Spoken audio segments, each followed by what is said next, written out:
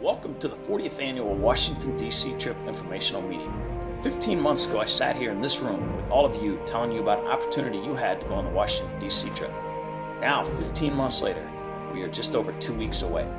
There are 144 students, parents, and chaperones signed up, and all of us have one goal: to have a great experience. Many of you have been working very hard over the past 15 months to make this trip possible for you, and that hard work is about to pay off.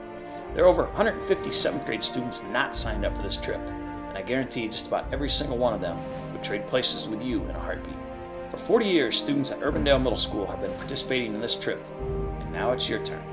In order for this trip to be successful, we need a few things from all of you. Outlined on the behavior contract are some guidelines designed to help all of us have a fun, safe, and educational experience. If you do your part, this trip will be as great as it has been for the past 39 years. Everyone going on this trip wants to have a great time. If you treat everyone with the respect they deserve, they will have a great time.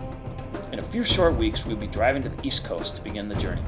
We will be the 5th class ever from Urbandale Middle School to see Gettysburg, Pennsylvania, site of one of the most famous Civil War battles. We will be visiting our nation's most sacred ground, Arlington National Cemetery.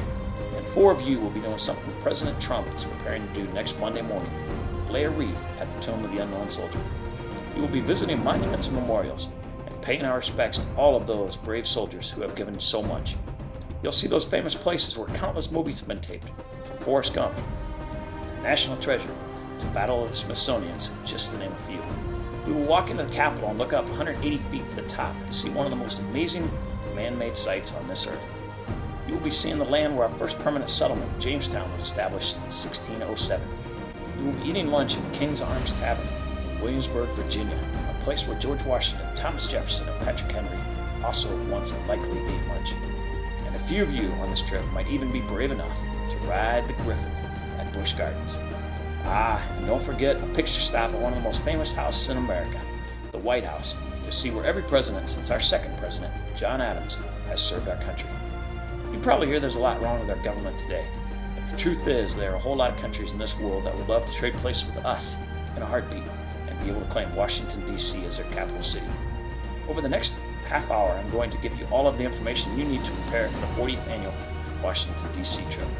Sit back, pay attention, and get ready for the experience.